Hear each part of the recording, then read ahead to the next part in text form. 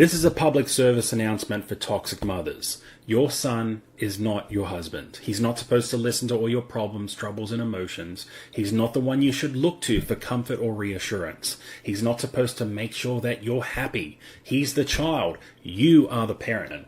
To put the burden of emotional caretaker on your son is to use him as an object for your self-gratification. You violate his emotional boundaries. You turn him into a people pleaser, a pushover, and a weak husband. Also, you will have fleeting moments of pleasure that will never last because your son can never truly make you happy. Only you can do that for yourself.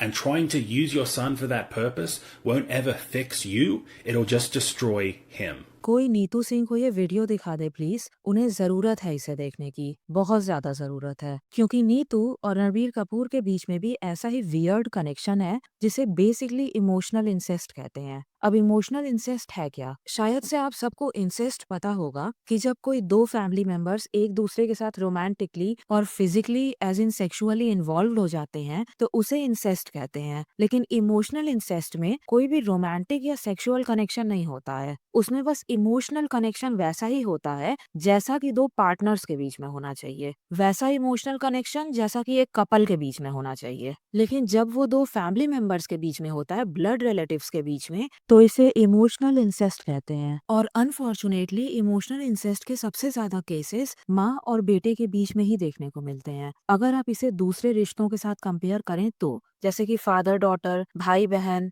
इन सब के comparison में माँ बेटों के बीच में emotional incest सबसे ज्यादा देखने को मिलता है। बाप बेटी एज इन फादर डॉटर के बीच में भी होता है, लेकिन वो बहुत रेयर होता है, मगर कभी कभी मिल जाता है वो भी। And you know what, I think कि महेश भट्ट और पूजा भट्ट ये दोनों एग्जाम्पल है फादर डॉटर के बीच में इमोशनल इंसेस्ट का। लेकिन उसके बारे में किसी और दिन बात करेंगे। इंटरेस्टिंगली इनफ दोनों रणबीर और आलिया दोनों के ही घर में दोनों के ही पेरेंट्स इमोशनल इंसेस्ट में इन्वॉल्व थे अपने बच्चों के साथ। एज इन नीतू कपूर खुद रणबीर कपूर के साथ थी और महेश भट्ट आलिया की बहन पूजा भट्ट के साथ इन्वॉल्व थे। और ये दोनों अपने अपने पेरेंट्स के द्वारा ट्रॉमेटाइज्ड बच्चे बड़े होकर के एक दूसरे से शादी कर लेते हैं। That was something interesting that I noticed. लेकिन आज हम रणबीर कपूर की बात करेंगे, लेकिन उससे पहले एकदम शॉर्टकट में ये डिस्कस करना होगा कि नीतू सिंह और ऋषि कपूर की शादी कैसी थी, क्योंकि उसी का असर फिर बच्चों पे पड़ता है और उसी शादी के खराब होने की वजह से माँ अपने बेटे में इमोशनल सपोर्ट ढूंढने लगती है जो उसे अपने हस्बैंड से यानी कि स्पाउस से मिलना चाहिए था। तो चलिए शुरू से शुरू करते हैं।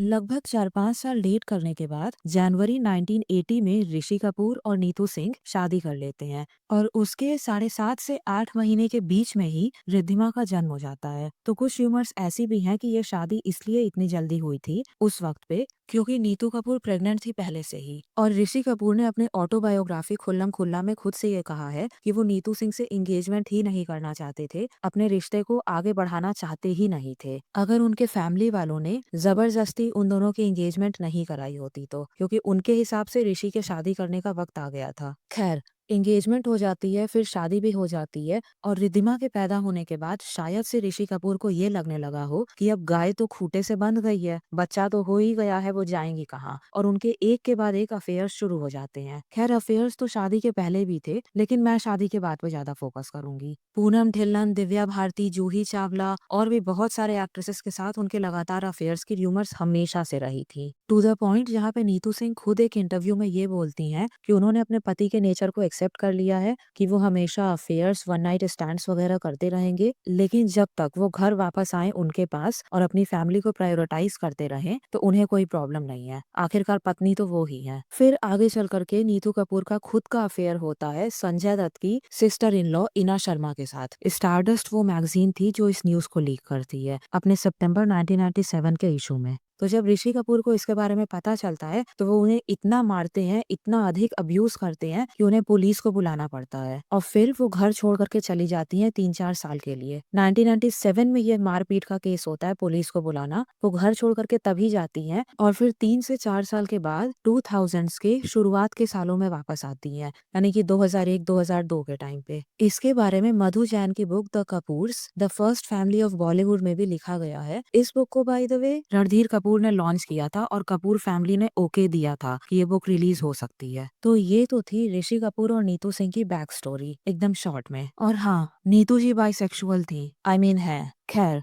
अब आते हैं रणबीर कपूर और रिद्धिमा पे। जब इस तरीके का रिश्ता होता है ना माँ बाप का, तो बच्चे ही सबसे ज्यादा फंसते हैं इसमें। और कभी कभी एक बच्चे के ऊपर कहीं ज्यादा बोझ पड़ जाता है दूसरे बच्चे के कंपैरिजन में, और वही होता है रणबीर कपूर के साथ। तो नीतू कपूर ने ये इंटरव्यू दिया था फर्स्ट पोस्ट को 2011 के नवंबर में, और उसमें वो खुद बताती हैं कि उनकी शादीशुदा जिंदगी में बहुत सारी परेशानियां थी और रणबीर उस वक्त पे 15 साल के लगभग रहे होंगे। अब ये वो एग्जैक्टली 1997 की ही बात कर रही हैं, जब इना शर्मा के साथ नीतू सिंह के अफेयर की बात बाहर आ गई थी और ऋषि कपूर ने उन्हें इतना अब्यूज किया था कि पुलिस बुलानी पड़ गई थी। क्योंकि 1997 में रणबीर एग्जैक्टली 15 साल के थे। उनका जन्म 1982 में हुआ था। अब वो आगे बोलती हैं, उनकी शादी बहुत बुरे दौर से गुजर रही थी और उन्हें ऐसा लगता था कि उन्हें अपनी डॉटर को, अपनी बेटी को शेल्टर करना है, इनोसेंट रखना है, इसीलिए उन्होंने अपने शादी की, अपने रिश्ते की परेशानियां अपनी बेटी के साथ शेयर नहीं की। लेकिन वहीं दूसरी तरफ वो अपने बेटे को स्ट्रीट स्मार्ट बनाना चाहती थी कि उसे बचपन से ही सब कुछ पता होना चाहिए। तो वो अपने बेटे के साथ बैठती थी और घंटों घंटे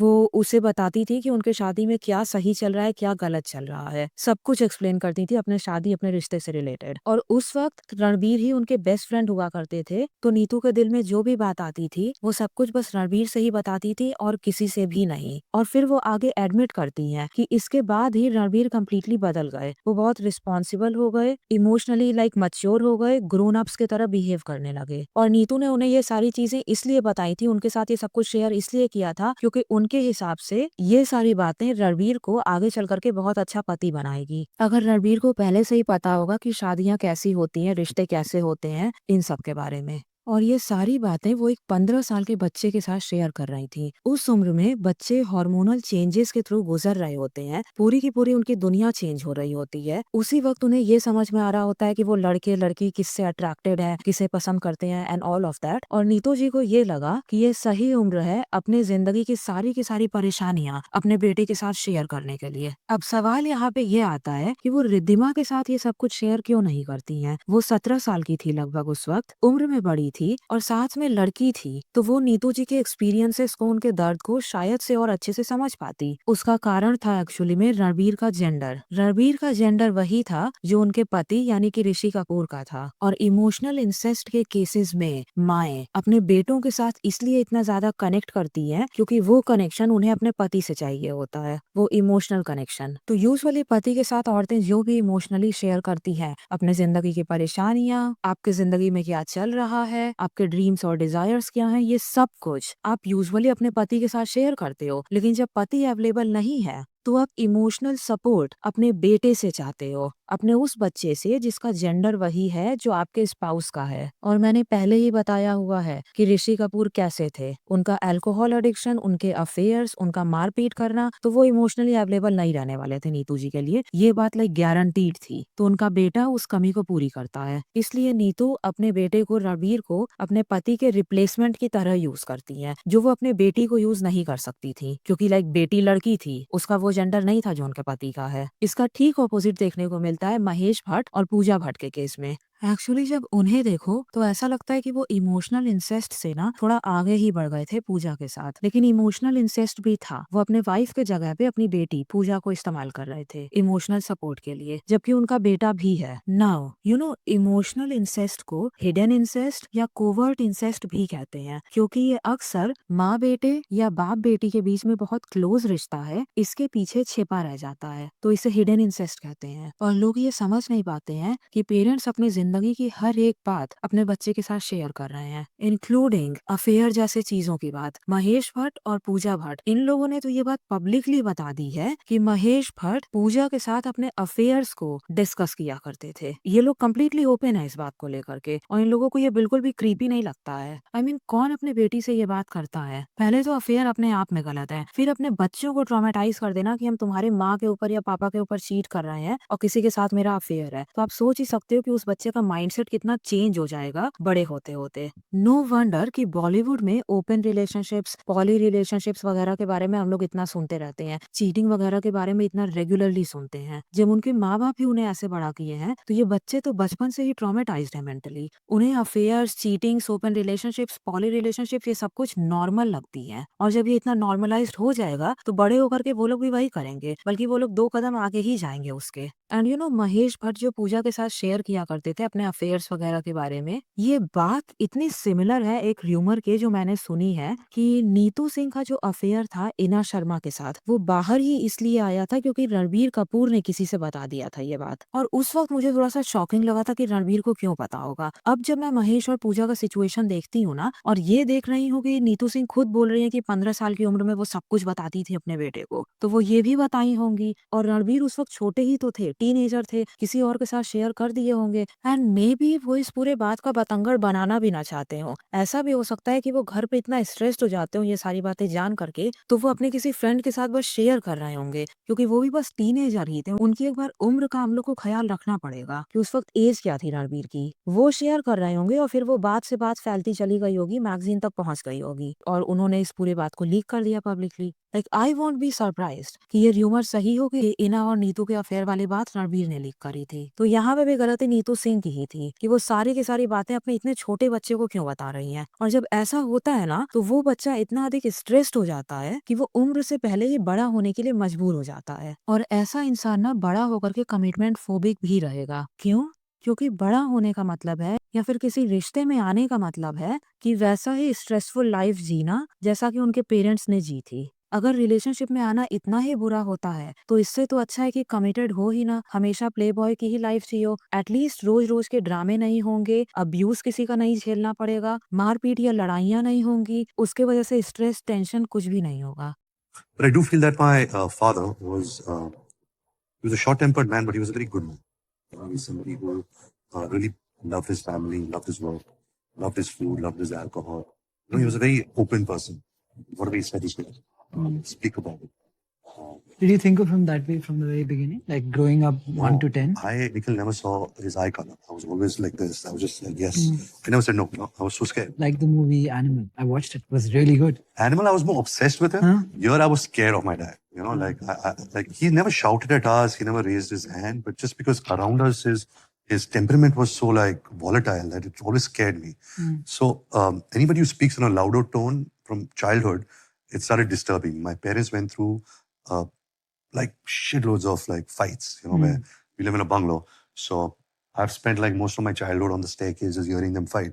So I was always a little scared. I was always on the edge. हाँ, तो ये बात रणबीर ने बचपन में ऑलरेडी झेली हुई थी। बड़ा होकर के कौन झेलना चाहेगा उसे दोबारा से किसी रिलेशनशिप में कमिट होकर के। तो ऐसा इंसान कमिटमेंट से भागेगा ही भागेगा। प्लस अगर वो रिलेशनशिप में आएगा ही नहीं तो उसे किसी को एज इन अपनी गर्लफ्रेंड को या वाइफ को खुश रखने की कोशिश भी नहीं करनी होगी, क्योंकि उसकी सबसे पहले रिस्पॉन्सिबिलिटी तो अपने माँ को खुश रखना है, क्योंकि वो काम पापा ने कभी नहीं किया। उसे माँ के लिए अवेलेबल रहना है, जो भी बातें माँ को करनी है वो सब कुछ सुनने के लिए प्रेजेंट रहना है, उसे अपनी माँ को इमोशनली सपोर्ट करना है, माँ को कभी ना नहीं बोलना है, जो भी चीजें माँ डिमांड करे वगैरह वगैरह। तो फिर वो किसी और औरत का बोझ उठाने के लिए या रिस्पॉन्सिबिलिटी लेने के लिए तैयार क्यों होगा, जब ऑलरेडी उसके ऊपर रिस्पॉन्सिबिलिटी है अपने मॉम की। और अगर देखा जाए तो रणबीर ने भी एग्जैक्टली वही किया है। वो तब तक शादी नहीं किए हैं जब तक ऑलमोस्ट उनकी उम्र हो गई है। आई मीन शादी के टाइम पे वो 40 के करीब थे और साथ में आलिया प्रेग्नेंट थी। प्लस आलिया को मम्मी का अप्रूवल भी मिला हुआ था। जब इतनी सारी चीजें साथ में कंबाइन हुई हैं, मम्मी का अप्रूवल, प्री मैरिटल प्रेगनेंसी,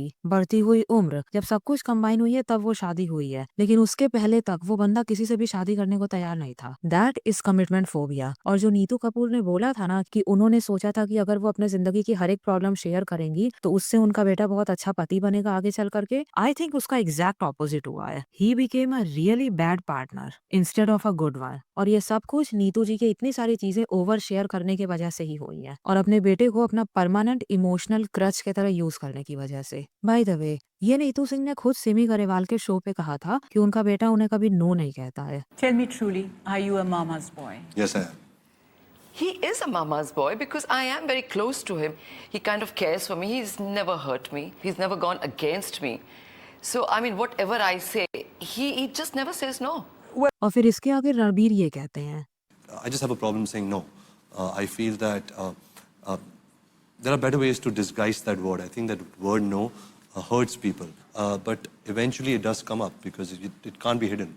अब मैं थोड़ा अलग डायरेक्शन में जाऊंगी क्योंकि मुझे आपको एक वीडियो दिखाना है एक केथी बेट्स नाम की एक्ट्रेस का, जिन्हें ऑस्कर मिला था मिजरी नाम की मूवी के लिए। उनका ये इंटरव्यू देखिए। When I won the Oscar for Misery, she said, I don't know what all the excitement about. You didn't discover the cure for cancer. I forgot to thank her that night. You know, you did thank her. Oh, I did not. I did not. You go back and look at it. I didn't. We did go back and look. Then we showed her. My family, my friends, my mom at home, and my dad, who I hope is watching somewhere. What do you think of it? Thank you. Why did I think I didn't thank her? Oh, what a relief. Does that mean so much to you? Because she should have had my life. अब जो treatment उनकी mom का था उनके प्रति वो तो खराब था ही, लेकिन उनकी लास्ट लाइन सुनी आपने? Kaushi should have had my life. उन्हें मेरे जैसी जिंदगी मिलनी चाहिए थी। ये गिल्ट है। I mean, उनके माँ का बिहेवियर तो खराब था ही, उसे मैं डिनाई नहीं कर रही हूँ, लेकिन डेफिनेटली कैथी ने अपनी माँ को अपने बचपन में किसी न किसी तरीके से सफर करते हुए देखा है, कुछ न कुछ झेलते हुए देखा है, और उन्हें गिल्ट है इस बात का कि वो आगे चल करके इतनी अच्छी जिंदगी जी ली है लेकिन उनकी माँ नहीं जी पाई। मे भी बच्चे पालने की वजह से ही उनकी माँ अपना सपना पूरा न कर पाई हो, तो उनकी बेटी होने के तौर पे अब उन्हें गिल्ट फील होता है कि उनके एग्जिस्टेंस के वजह से उनकी माँ अपनी जिंदगी नहीं जी पाई। इसीलिए उन्होंने ये बोला था she should have had my life. वही गिल्ट यहाँ पे भी है। तो मैंने बताया ही था पहले कि नीतू घर छोड़ करके चली गई थी 1997 के टाइम पे और अर्ली 2000s में वापस आती हैं। कारण ये था क्योंकि उन्हें फैमिली नहीं तोड़नी थी, बेसिकली बच्चों के लिए, क्योंकि बच्चों के प्रॉपर डेवलपमेंट के लिए दोनों पेरेंट्स जरूरी होते हैं एंड ऑल ऑफ दैट। इसीलिए वो वापस आती हैं अपने अब्यूजिव हस्बैंड के पास। तो जब बेटा ये देखेगा और उसके ऊपर से माँ अपनी सारी की सारी प्रॉब्लम्स शेयर करेंगी अपने उसी बेटे के साथ, तो उसके अंदर गिल्ट तो होगा ही कि हम लोगों के वजह से वो वापस आई अब्यूजिव हाउस होल्ड में, हमारी वजह से झेलना पड़ा। यही गिल्ट है आई थिंक कि रणबीर कभी भी नीतू को मना नहीं करते हैं किसी भी चीज के लिए, और वो यही बात बोल रही थी। लेकिन उन्हें क्या लगता है कि रणबीर एग्जैक्टली वही चीज अपनी गर्लफ्रेंड्स के साथ भी करते हैं, एज इन ना नहीं बोलते हैं गर्लफ्रेंड्स को भी। फर्स्ट पोस्ट के ही इस इंटरव्यू में नीतू से ये पूछा गया था एक माँ के तौर पे आप कैसे रिएक्ट करेंगी इस बात पे कि आपके बेटे को लेडीज मैन प्ले बॉय बोला जाता है। नीतू का ये कहना था कि मुझे लगता है कि वो बहुत चार्मिंग है लेकिन वो बहुत शर्मीला है, बहुत शाय है। मुझे नहीं लगता कि वो किसी भी लड़की को अप्रोच करेगा, वो लड़कियां ही हैं जो पहले अप्रोच करती हैं उसे, और वो इतना सॉफ्ट है कि वो किसी को ना नहीं बोल पाता है और इन्वॉल्व हो जाता है उनके साथ। लेकिन वो कभी कभी मुझसे बात करता है, मुझसे एडवाइस लेता है और मैं उसे दोस्त के तौर पे समझाती हूँ और कोशिश करती हूँ उसे किसी रिलेशनशिप से, किसी इन्वॉल्वमेंट से बाहर लाने की, अगर मुझे लगता है कि उसके लिए वही बेस्ट ऑप्शन है। I speak to him like a friend and even try to get him out of an involvement if that is the best option. Now I don't think कि रणबीर दूसरी लड़कियों को ना नहीं बोल पाता है, लेकिन वो अपनी माँ को ना नहीं बोल पाता है। इसीलिए हर एक रिलेशनशिप जो उसकी माँ को नहीं पसंद था, उस रिलेशनशिप को उन्होंने खत्म कर दिया। लाइक अभी आके बात करेंगे दीपिका, कैटरीना, हर एक रिलेशनशिप खत्म हो गया क्योंकि नीतू सिंह इन्हें अप्रूव नहीं करती थी। वहीं दूसरी तरफ रणबीर का रिलेशनशिप उनके पापा के साथ एकदम ना के बराबर है। आई मीन ना के बराबर था। Nikhil never saw his eye color. I was always like this. I was just like, yes. I never said no. No, I was so scared. तो एक तरफ तो पापा के साथ कोई रिलेशनशिप नहीं, दूसरा वो पापा को भी मना नहीं कर पाते थे, बिल्कुल वैसे ही जैसे वो अपने माँ को मना नहीं कर पाते थे। लेकिन यहाँ पे कारण अलग है। माँ को मना न कर पाना गिल्ट के वजह से था और माँ का कितना केयर करनी थी उसके वजह से था। पापा को मना नहीं कर पाना डर के वजह से था। अब ये सब कलेक्टिवली किसी भी बच्चे में ना सीवियर ट्रॉमा क्रिएट कर देगा। एंड यू नो रणबीर ने जो अभी अभी कहा था कि उन्हें तेज आवाज से दिक्कत होती है, But just because around us his temperament was so like volatile that it always scared me. So anybody who speaks in a louder tone from childhood, it started disturbing. My parents went through like shitloads of like fights, you know. So I was always a little scared. You know, I was always on the edge. शायद इसी वजह से आलिया ने ये कहा था। I have to try very hard to control my anger because my husband does not like it when my voice goes above this decibel because he thinks it's not fair and it's important to be kind even when you're unhappy. उस वक्त लोगों को मालूम नहीं था तो सबने बस आलिया को ट्रोल कर दिया। एनीवे, ये बिहेवियर यानी कि तेज आवाज से डर लगना, ये अब्यूज के एक्टिव या फिर पैसिव विक्टिम्स में ही देखने को मिलता है। एक्टिव विक्टिम मतलब जिन्हें डायरेक्टली अब्यूज किया गया है, जिन्हें मारा पीटा गया है या जिनके ऊपर चिल्लाया गया है। पैसिव विक्टिम यानी कि जो ऐसा अब्यूज होते हुए देखे हैं, जैसे रणबीर सीढ़ियों के नीचे छिप करके ये सारा चिल्लाना मारपीट सुनते थे, वो भी अब्यूज के पैसिव विक्टिम थे। सिर्फ नीतू सिंह ही नहीं थी। बेसिकली ये एक तरीके का मेंटल टॉर्चर है। फिजिकली तो टॉर्चर वो नहीं हुए हैं, इसीलिए उन्होंने कहा था कि He never shouted at us. He never raised his hand. हाँ, तो वो शायद से फिजिकली टॉर्चर नहीं हुआ है नीतू की तरह, लेकिन मेंटल टॉर्चर ये डेफिनेटली था। और इसे यानी कि तेज आवाज से शॉक्ड हो जाने को हाइपर विजिलेंस या फिर एग्जैजरेटेड स्टार्टल्ड रिस्पॉन्स कहते हैं साइकोलॉजी के दुनिया में। ये लोग इतना अधिक ट्रॉमेटाइज हो चुके होते हैं मेंटली बचपन में कि इनका नर्वस सिस्टम ना परमानेंटली फ्लाइट और फाइट के मोड में रहता है कि थोड़ा सा भी तेज आवाज, शाउटिंग या हल्का फुल्का लड़ाई झगड़ा भी अगर सुनेंगे तो इनका नर्वस सिस्टम ओवरड्राइव में चला जाता है और इन्हें ऐसा लगता है कि इनके आसपास बड़ा खतरा है, इसीलिए वो शॉक्ड रिस्पॉन्स देते हैं और अंदर का स्ट्रेस हार्मोन तुरंत बढ़ जाता है। तो अगर कोई इंसान उनके आसपास तेज या पियर्सिंग आवाज में बात कर रहा है या फिर अगर कोई सामान गिरता है या दरवाजा जोर से पटका जाए, इन सारे आवाज से उन्हें बहुत अनकंफर्टेबल फील होता है, इतना कि उनका हार्ट बीट तक बढ़ सकता है। अब इसी वीडियो के अगले पार्ट में वो ये कहते हैं, Stopped crying very early on. I just stopped crying. That's my child. You know, funny, I didn't even cry when my father passed away. I know that when the doctor told me the night that I was in the hospital, I was spending the night there, stayed there for quite some time, and he said that this is his last night and he's going to go anytime soon. I remember I went up to the room and I got a panic attack because I didn't know how to express myself. I didn't know what was happening. There's too much to take. But I don't think I've grieved. I don't think I've understood the loss.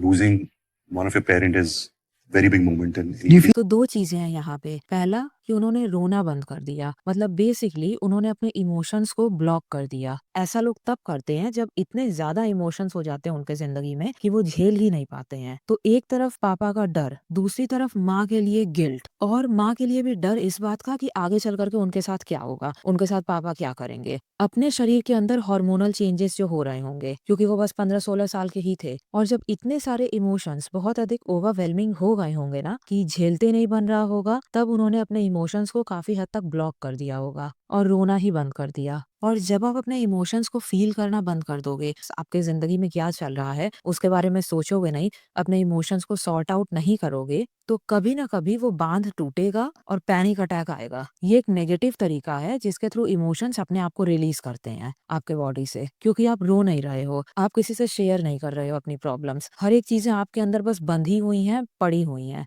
No wonder कि movies में उनका almost हर दूसरा character घर छोड़ के भाग जाता है। एज इन किसी ने नोटिस किया है कि रणबीर कपूर अपने कई मूवीज के थ्रू एक ही कैरेक्टर को बार बार प्ले कर रहे हैं। सबसे पॉपुलर कैरेक्टर तो उनका बनी था ये जवानी है दीवानी में। वो अपने पापा से दूर रहता है हमेशा, बेसिकली अपने पापा के साथ ही लॉन्ग डिस्टेंस रिलेशनशिप में था ये बंदा। बनी का कैरेक्टर ऐसा था जिसे पता नहीं था कि वो भीतर से कौन है, तो वो अपने आप को ही डिस्कवर करने की कोशिश कर रहा था। As in all over the world घूमता रहता था, एक जगह पे टिकना नहीं। सेल्फ रियलाइजेशन की जर्नी थी बेसिकली उसकी। और वो कमिटमेंट फोबिक भी था, क्योंकि जैसे एक जगह पे उसका दम घुटता था, वैसे ही एक इंसान के साथ भी उसका दम घुटता था। इसकी मत सुन नैना, बनी को शादी से एलर्जी है। ऑफ कोर्स है। नैना, एक बात बता, अगर मैं तुझे रोज एक टाइप का खाना दूं, दाल चावल, तो तू खा पाएगी? मतलब शादी है दाल चावल फॉर 50 साल टिल यू डाई। अरे लाइफ में थोड़ा बहुत कीमा पाव, टंगड़ी कबाब, हाका नूडल भी होना चाहिए ना। शादी के बेसिक कॉन्सेप्ट में ही झोल है। इसे 5-6 बार करने से अच्छा है कि शादी करो ही मत। 5-6 बार? क्यों, कम है क्या?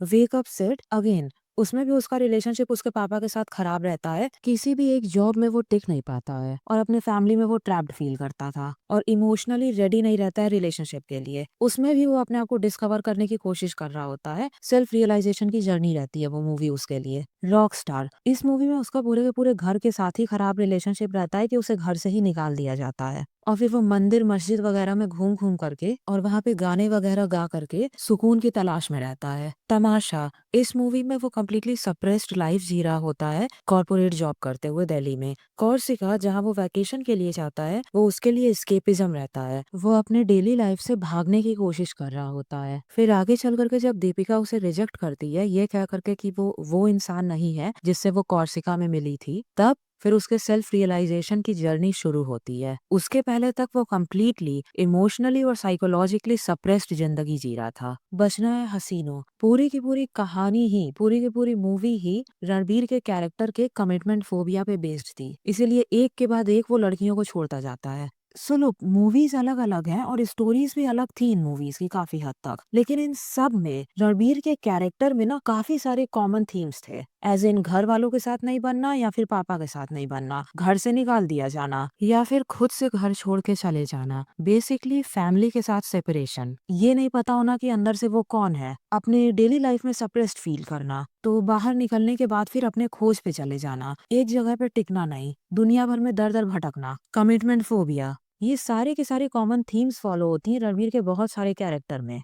And I feel like subconsciously ये बंदा ऐसे ही कैरेक्टर से अट्रैक्ट होता है जैसा वो अपने रियल लाइफ में फील करता है। लेकिन क्योंकि ये मूवीज है तो एंड आते आते रणबीर के कैरेक्टर्स की सारी प्रॉब्लम सॉल्व हो जाती हैं। उसे किसी से फाइनली प्यार हो जाता है, वो किसी के साथ सेटल हो जाता है, अपने पेरेंट्स के साथ रिश्ता वो सुधार लेता है, उसे अपने भीतर का टैलेंट मिल जाता है, एटसेट्रा एटसेट्रा। लेकिन क्योंकि ये रियल लाइफ है, आई डोंट थिंक कि उसके जिंदगी की प्रॉब्लम सॉल्व हुई है अभी तक, क्योंकि रियल लाइफ 3 घंटे की मूवी तो होती नहीं है। इसीलिए असली जिंदगी में उसका एग्जैक्टली उल्टा हो रहा है उनके साथ, क्योंकि ये जो तीनों चीजें रणबीर ने अपने बारे में शेयर करी है ना, कि वो रो नहीं पाता है, उसके अंदर एंजाइटी इतना ज्यादा थी, इतना अधिक स्ट्रेस उसने भीतर भर करके रखा हुआ था, जिसके वजह से उसे पैनिक अटैक आया था, या हो सकता है पैनिक अटैक्स रेगुलरली आते हो, हु नोज। तो रोना नहीं, पैनिक अटैक्स और तेज आवाज से परेशानी होना यानी कि हाइपर विजिलेंस, ये तीनों PTSD के लक्षण है। यानी PTSD में जी रहा है ये बंदा।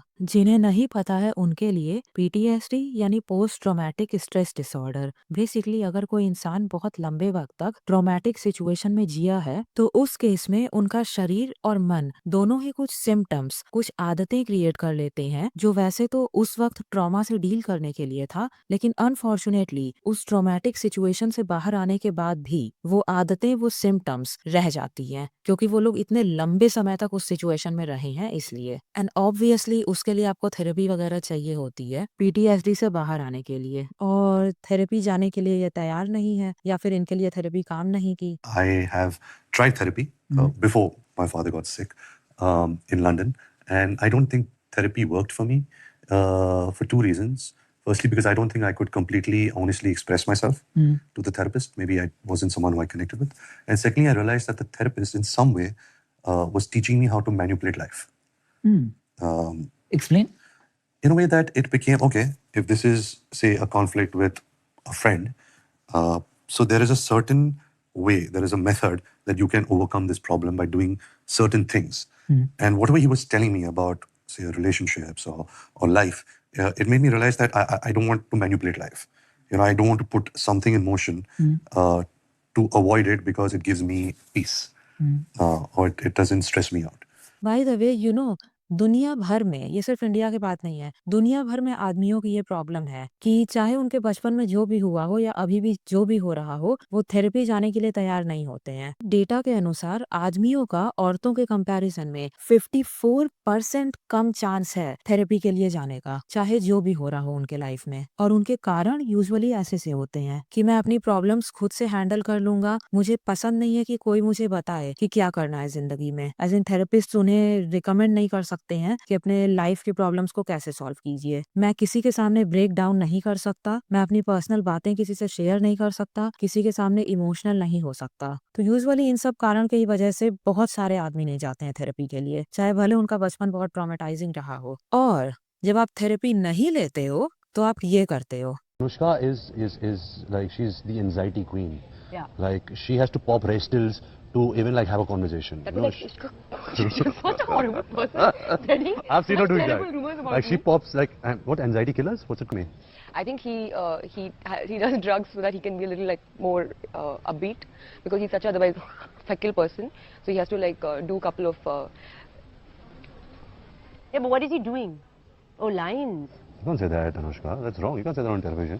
आपने सुना अनुष्का ने क्या कहा कि वो लाइंस करते हैं, यानी कि कोक, ये वाला कोक नहीं, ये वाला कोक। सो व्हाइट पाउडर आपको एंजाइटी से रिलीफ तो दिलाता है, लेकिन बहुत थोड़े टाइम के लिए, क्योंकि वो शरीर में बहुत सारा डोपामाइन रिलीज कर देता है, जो कि रिलैक्सेशन और खुशी का हार्मोन है। तो अगर एक्टिंग वगैरह करते टाइम या ऐसे भी रियल लाइफ में रणबीर को कभी भी नर्वसनेस या एंजाइटी वगैरह की प्रॉब्लम होती होगी, तो उसका सॉल्यूशन ये है, क्योंकि उन्होंने खुद ही कहा है कि उन्हें थेरेपी पे भरोसा नहीं है, तो उनका शॉर्टकट ये है रिलीफ पाने का। और अनुष्का, जो कि प्रॉपर ट्रीटमेंट में बिलीव करती है मेंटल हेल्थ के, वो एंजाइटी की दवाइयां ले रही है। रणबीर की तरह लाइंस नहीं, मगर लॉन्ग टाइम में यही व्हाइट पाउडर पीटीएसडी को बढ़ा देता है, तो वो परमानेंट सॉल्यूशन है नहीं। But the thing is, Ranbir के पास इतने रिसोर्सेज या पैसा है कि जब उन्हें बहुत बड़ा डैमेज होने लगेगा ना ये व्हाइट पाउडर की वजह से, तो उसका जितना भी एक्सपेंसिव ट्रीटमेंट होता होगा वो जाकर के ले सकते हैं। वो कहीं फॉरेन वगैरह में जाकर के किसी ड्रग रिहेबिलिटेशन सेंटर वगैरह में लंबे वक्त तक रह सकते हैं, उनके पास उतने पैसे और रिसोर्सेज हैं। तो ये तो थी रणबीर की बात, यानी कि माँ बेटे के इमोशनल इंसेस्ट के सबसे पहले विक्टिम की बात। अब दूसरे विक्टिम पे आते हैं, रणबीर की girlfriends.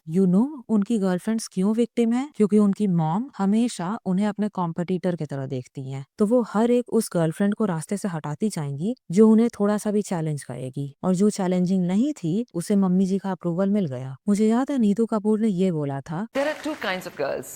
One who comes with scissors and one who comes with a needle.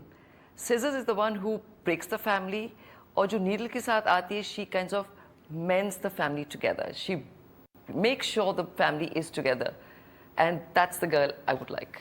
So I think Deepika उन्हें हमेशा से सीजर वाली गर्लफ्रेंड ही लगती रही होगी, बिकॉज वो दीपिका को हमेशा से ही इंसल्ट करती चली आई हैं। जब वो रिलेशनशिप में थी रणबीर के साथ तब भी, और जब रिलेशनशिप खत्म हो गई तब भी। तो जब दीपिका रणबीर को डेट कर रही थी, उस टाइम पे एक इंटरव्यू में नीतू सिंह ने ये बोला था, Deepika is just another girlfriend in Ranbir's life. What does she have to say about Deepika Padukone, the girl Ranbir is in love with? Deepika is just a girlfriend at the moment, and Ranbir has gone around with a few girls, but the day he brings home a girl and tells me this is the girl I want to marry, I will look at her in a different light.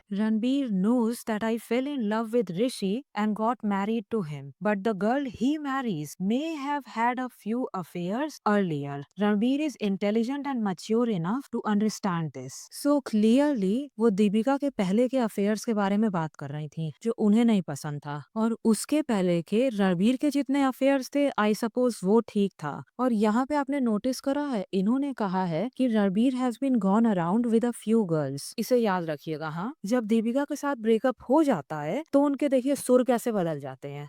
I don't think he's had many girlfriends. He's had just one girlfriend, that's Deepika. I think maybe there was something missing in their relationship. There was something not there. And maybe he was not himself. And he needed to break off. Everybody has relationships and they move on.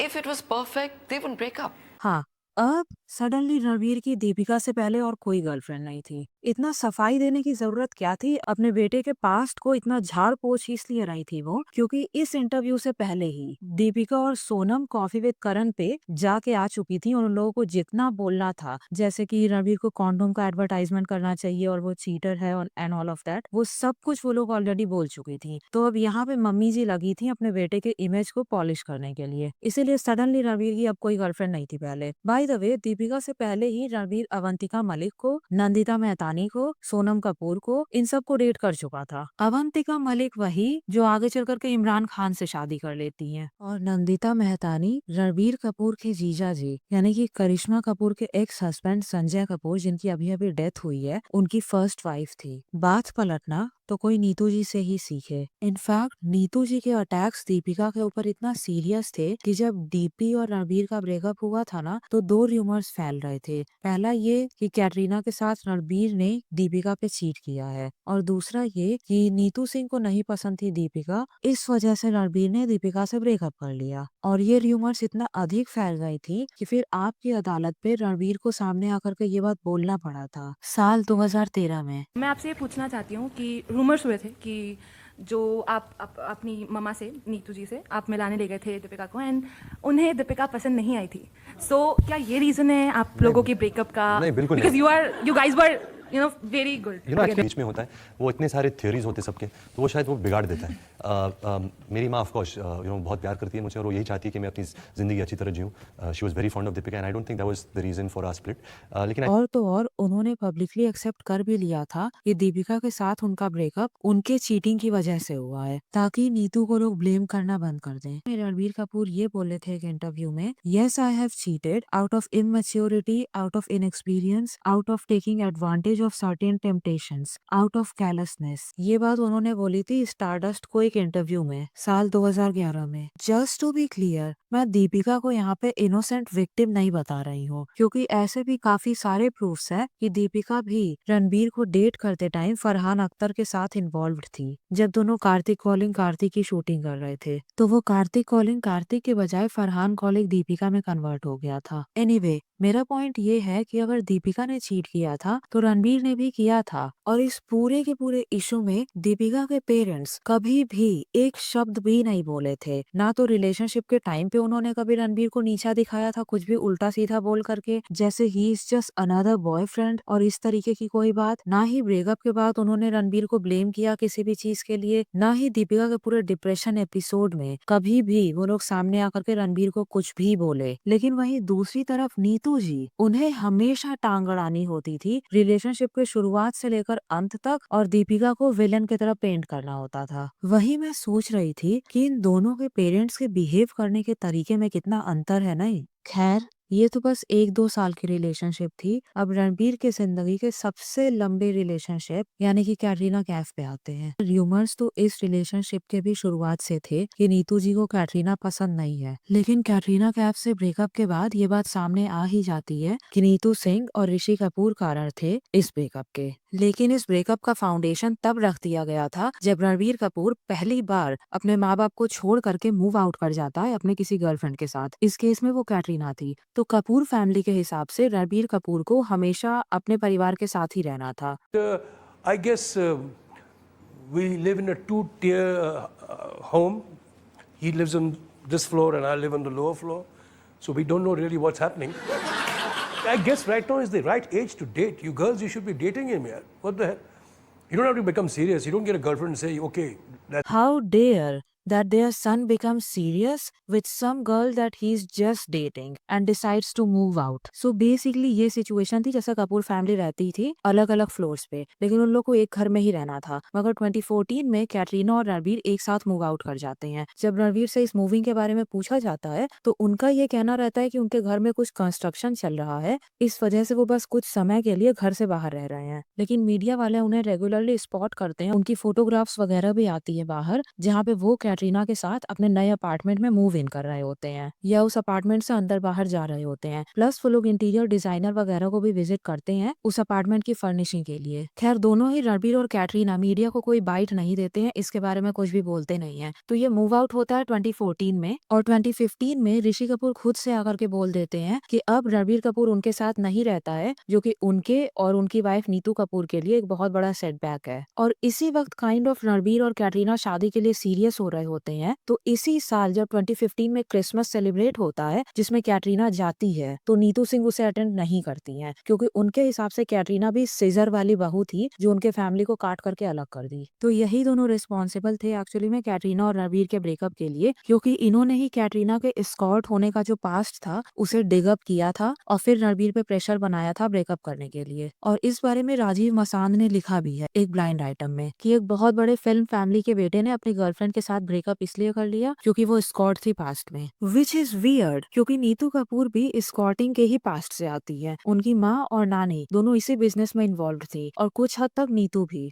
Neetu और कैटरीना का past ना बहुत similar है। वो बहुत लंबी कहानी है, तो मैं उस पर नेक्स्ट वीडियो बनाऊंगी, उसे मैं इस वीडियो में कवर नहीं कर रही हूँ। एनीवे, मेरा ये कहना है कि जब ऐसे बैकग्राउंड से आ करके नीतू सिंह कपूर बहू बन सकती हैं, तो कैटरीना क्यों नहीं। ये उनकी हिपोक्रेसी थी कि वो कैटरीना को उसी चीज के लिए जज कर कर रही थी जो उनका भी पास्ट था। तो एक तो कैटरीना के पास्ट वाली बात थी और दूसरी ये बात कि उन्हें लो मेंटेनेंस बहू चाहिए थी अपने बेटे के लिए। फर्स्ट पोस्ट के इस इंटरव्यू में 2011 में ही नीतू ने ये बोला था कि रणबीर इज अ दाल चावल sort of boy, that he is not very high maintenance and will not really appreciate having a high maintenance wife. By the way ये रणबीर नहीं बोल रहा था, ये नीतू जी खुद से बोल रही थी। उन्हें हाई मेंटेनेंस बहू इसलिए नहीं चाहिए थी क्योंकि उनके हिसाब से उनका बेटा जिंदगी भर सिर्फ उन्हें मेंटेन करता रहे, अपने वाइफ को कभी भी नहीं। इनफैक्ट उन्हें कैटरीना से इतनी प्रॉब्लम थी कि रणबीर और कैटरीना दोनों की तो अलग अलग लोगों से शादी हो जाने के बाद भी वो ये पोस्ट कर रही थी कि just because he dated you for 7 years doesn't means that he would marry you. लेकिन एक बात मुझे साइड में और बोलना है कि दीपिका की तरह मैं कैटरीना को भी कम्प्लीटली विक्टिम की तरह पेंट नहीं कर रही हूँ, क्योंकि मैंने खुद ने वीडियो बनाई हुई है कि कैटरीना का भी ऋतिक के साथ अफेयर चला था जब वो रणबीर के साथ थी, और उसी टाइम पे रणबीर को उसने अक्यूज भी किया था कि रणबीर ने दीपिका के साथ चीट किया था उस पे। सो लाइक दोनों ही एक दूसरे पे चीट कर रहे थे। लेकिन नीतू जी की यहाँ पे प्रॉब्लम ये है कि उनका बेटा सब कुछ करे और बहू उन्हें सीधी सादी चाहिए ताकि वो उसे कंट्रोल कर सके, और फिर मैजिकली ये हो भी जाता है। रणबीर के जिंदगी में आ जाती है नेपोलिया, आई मीन आलिया, जो कि नीतू जी की परफेक्ट लो मेंटेनेंस बहू थी। This was the first woman in his life और first girl in his life who was willing to bend over backwards for him and his mom, क्योंकि उसे सालों से रणबीर पे क्रश था। आई मीन वो कॉफी विद करण पे तो जो बोली थी वो बोली ही थी। उसके अलावा बेसिकली ये हाईवे मूवी का प्रमोशन था जो आलिया और रणबीर साथ में कर रहे थे। ये वीडियो है लगभग 12-13 साल पुराना,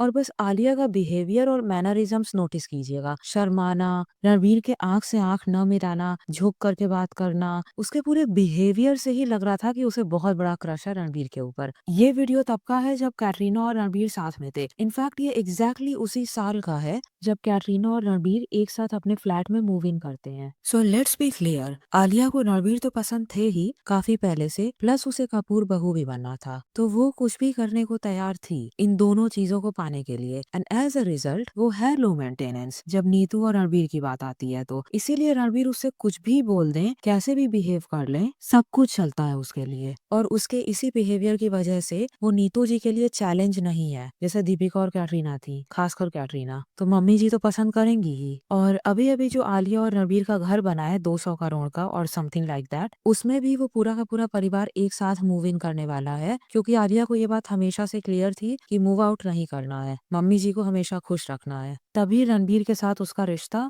स्टेबल रहेगा। और अभी बीच में कुछ लोग ऐसा कह रहे थे कि आलिया नीतू जी में कन्वर्ट होती जा रही है। खैर जब ऐसे क्रिटिसिज्म्स होने लगे तो आलिया ने चेंज कर लिया अपना गेटअप इमीडिएटली, तो इस तरीके के कमेंट्स आना बंद तो हो गए हैं। लेकिन एक इंटरेस्टिंग बात है, जो भी ऐसी माएँ होती हैं जिनका इमोशनल इंसेस्ट जैसा सिचुएशन होता है अपने बेटों के साथ, वो कोशिश करती है अपनी बहू को अपने आप में कन्वर्ट करने का, 2 कारण की वजह से। पहला कारण तो ये है कि अगर बहू अपनी सास को अपने आप को चेंज करने देगी तो इसका मतलब है कि वो अपने लिए बहुत ज्यादा स्टैंड नहीं लेती है, आगे चल करके भी वो उसे जितना चेंज करना चाहेंगी वो करने देगी, या फिर जो भी उससे करवाना चाहेंगी वो करने को तैयार हो जाएगी। तो शुरू से ही अपने बेटे की वाइफ को, अपने बेटे की जिंदगी में जो दूसरी औरत है, क्योंकि पहली औरत तो मम्मी जी खुद है, तो शुरू से ही अपने बेटे की जिंदगी में जो दूसरी औरत है धीरे धीरे करके उसकी अपनी आइडेंटिटी चेंज करते जाओ, तोड़ते जाओ। और दूसरा कारण बहुत क्रीपी रीजन है, लेकिन ये भी एक कारण है, वो बेसिकली अपने बहू को अपने आप में कन्वर्ट करने की कोशिश कर रही होती हैं, एटलीस्ट फिजिकली, ताकि बेटा जब भी अपनी वाइफ को देखे तो उसे मम्मी जी याद आए। आई नो कि ये बहुत घटिया किस्म की सोच है, लेकिन ऐसे मम्मी लोग ऐसे ही सोचती हैं। जब मैं बहुत सारे जगहों पर रिसर्च कर रही थी इन सारे टॉपिक्स पे, तो रियल लाइफ में औरतें कंप्लेन कर रही थी कि उनकी मदर इन लॉ उन्हें वैसे ही कपड़े गिफ्ट कर रही हैं जैसा वो खुद पहनती हैं, या फिर प्रेशर बना रही हैं अपने जैसी हेयर स्टाइल रखने के लिए, अपने तरीके से ड्रेसअप करने के लिए, and all of that. I got you a dress. My son is gonna die when he sees you in this. Oh, that's really kind. I really don't have anywhere to wear it to, but I appreciate the gesture. I insist that you wear it, or else I'm gonna go behind your back and tell my son that you hurt my feelings. I'm grateful. I just don't understand why you keep buying me clothes that I won't wear. It's stemming from emotional incest. What? How? I'm projecting my form of femininity onto you so that you emulate me. Whenever he looks at you, he'll be reminded of his mom. ये registered psychiatrist है जो इसके ऊपर बात कर रही हैं, तो ये प्रॉब्लम इतनी बड़ी है कि अब साइकाइट्रिस्ट्स इस पे बात कर रहे हैं। बेसिकली कोशिश ये होती है कि अपने बहू की आइडेंटिटी को कम्प्लीटली डिसॉल्व कर दें, और उसे जितना चेंज कर सकते हैं उतना चेंज करें। खैर आलिया तो एक्ट्रेस है और वो एक्टिवली काम कर रही है, तो उसे अपने हर एक अलग अलग रोल के लिए अपना लुक्स और पर्सनैलिटी वगैरह थोड़ा बहुत चेंज करना ही पड़ता है। तो नीतू जी कम्प्लीटली आलिया को नीतू 2.0 में कन्वर्ट नहीं कर पाएंगी, लेकिन कुछ हद तक इन्फ्लुएंस तो कर ही सकती है। But on the other hand real life में जब ऐसी सासू माएं मिलती है ना, तो वो किसी औरत के पूरे पर्सनालिटी और आइडेंटिटी को चेंज कर सकती हैं, लगातार प्रेशर बनाते बनाते अपने बहू पे, और थोड़ा थोड़ा इंच बाय इंच। और इसीलिए आलिया इतनी अच्छी बहू है नीतू जी के लिए, क्योंकि वो अपने आप को असर्ट नहीं करती है जैसे डीपी और कैटरीना डेफिनेटली करते। आई एम जस्ट ग्लैड कि अनुष्का नहीं बनी इस घर की बहू, वरना वो तो नीतू और रणबीर दोनों को ही ठीक कर दी होती। ये तो थी पूरी माँ की बात। अब बेटे पे आते हैं, क्योंकि इमोशनल इंसिस्ट अकेले माँ से तो होता नहीं है, माँ और बेटे दोनों का इन्वॉल्वमेंट होता है। तो जब मैंने पिछले वीडियो में ये बोला था कि नीतू कपूर और रणबीर कपूर के बीच में इमोशनल इंसेस्ट जैसी सिचुएशन है, तो बहुत सारे लोगों ने कमेंट सेक्शन में ये बोला था कि तुम एक माँ बेटे के क्लोज रिश्ते को गलत निगाह से देख रही हो। अगर एक बाप और बेटी में ऐसा रिश्ता होता तो किसी को कोई खराबी नहीं नजर आती। तो फर्स्ट ऑफ ऑल ऐसा नहीं है, बाप बेटी के बीच में भी कभी कभी ऐसा होता है, जैसे कि मैंने पूजा भट्ट और महेश भट्ट का एग्जाम्पल दिया ही है पहले। और दूसरी बात, माँ बेटे के बीच में ये ज्यादा देखने को मिलता है बाप बेटी के कंपैरिजन में, तो इसके बारे में बात तो करनी ही है। ऑल्सो कौन सा ऐसा बेटा है जो ये बोलता है कि दूसरी औरतों को देखो वो 50 साल के उम्र में अपने फिगर की चिंता करना बंद कर देती हैं, अपने अपीयरेंस का ख्याल रखना बंद कर देती हैं, लेकिन मेरी माँ आज तक अपना ख्याल रखती आई है। कौन सा बेटा 25 से 30 साल की उम्र में कंफर्टेबल है ये पब्लिकली बताने में कि उसके नाखून उसकी माँ काटती हैं और उसका डिओडोरेंट भी वही ऑर्डर करती हैं। Till I think 2 years back, she still used to cut my nails. और फिर आता है इनफेमस शेयरिंग। दोनों माँ और बेटा दोनों ही एक दूसरे को शेयर करने के लिए तैयार नहीं है किसी और के साथ। Let me give you examples of it. उन्होंने खुद ऑन रिकॉर्ड बोला है कि उन्हें नीतू कपूर की मूवीज देखना पसंद नहीं है, क्योंकि उन्हें ऐसा लगता है कि एक एक्ट्रेस के तौर पे उन्हें अपनी माँ को बहुत सारे लोगों के साथ शेयर करना पड़ता है और उन्हें ये शेयरिंग पसंद नहीं है। और आगे ये सुनिए। Tell me something. How would your mother feel when another woman enters your life? Have you thought about it? Yes, I have. I mean, it takes a lot of courage, you know, especially in a mother-son relationship when they're really close. Because when you bring another woman home, it's like you're sharing space. You know, you're sharing somebody now. So it's tricky, and I think my mother is intelligent. My mother is such a great person. You know, she's such a good person that she'll adapt and she will sacrifice and she will let me go a little so that, you know, my other better half can have me. Another woman, other better half. ऐसा लग रहा है जैसे पहली better half का space already Neetu जी ने reserve करके रखा हुआ है, और जो आने वाली बहू है उसे रणबीर भी मान लिया है कि वो सेकंड बेटर हाफ होगी, वो अनदर बेटर हाफ होगी, वो नीतू जी की कंपटीशन होगी। अब जरा मुझे ये बताइए कि कोई माँ अपने बहू के साथ स्पेस शेयर क्यों करेगी? वो अपने पति के मिस्ट्रेस के साथ स्पेस शेयर नहीं कर रही है, बहू उनके बेटे की पत्नी है। फिर ये शेयरिंग वाली बात कहाँ से आ जाती है? I don't know. इन लोगों के वर्ड्स भी बहुत वियर्ड हैं। आई डोंट नो कि ये शेयरिंग वाली बात करने के पीछे इंटेंशन क्या है दोनों नीतू और रणबीर का। लेकिन लाइक यूजुअली आप अपने पार्टनर को किसी और के साथ शेयर करते हो, अपने बेटे को नहीं। I don't think Ranbir should change anything about himself because he's, like I call him Raymond. Raymond means the complete man. He's sensitive. He's everything of what a woman looks for in a man, I think, and which I don't see in very many men around. Men are not sensitive. And my husband has never seen that side in me. But my son sees it all the time. It's very easy to fall in love with Ranbir. Let me tell you that. It's very easy. Ranbir has seen sides of me that my husband hasn't. यही है उनके emotional incest का confession कि उन्होंने अपने husband को अपने बेटे से रिप्लेस कर दिया था। उनका बेटा उनके हस्बैंड का सब्स्टिट्यूट था, emotionally I mean, not physically और sexually. He is everything that a woman looks for in a man. आपको कैसे पता जब तक कि आप अपने बेटे को वैसे ना देख रही हो जैसे कोई औरत किसी आदमी को देखती है? ये आपका काम नहीं था, ये दूसरी लड़कियों का काम था जो उसके उम्र की हो। लेकिन जब उसके उम्र की लड़कियां ऐसा करती हैं तो आपको सबसे ज्यादा परेशानी होती है, और जिससे भी आपको परेशानी हुई वो रणबीर की जिंदगी से बाहर निकलती चली गई। आई मीन अब क्या ही कहें। जब आप कलेक्टिवली इन दोनों की बातें सुनना शुरू करोगे ना, तो आपको बहुत अनकंफर्टेबल फील होने लगेगा। It will leave a bad taste in your mouth. और अब अंत में मैं आपको इस वीडियो के साथ छोड़ना चाहती हूँ। I was hoping for something a little more slimming. Oh no, this dress is so you. In here, William. In here, William. That's it. William. Stop me! Julie! I'd like to see Gertrude Pratt. Well, it's bad luck for the groom to see the bride's gown before his wedding day. Mother, stop. A fully qualified dressmaker and seamstress will know that. Gertrude, it's me. Gert. Sorry, Una. I decided to go back to Tilly. I think she understands my particular body shape. She certainly does. No, she doesn't look like that. You've been had, my lad. You witch! I think we'll be going now. Mother?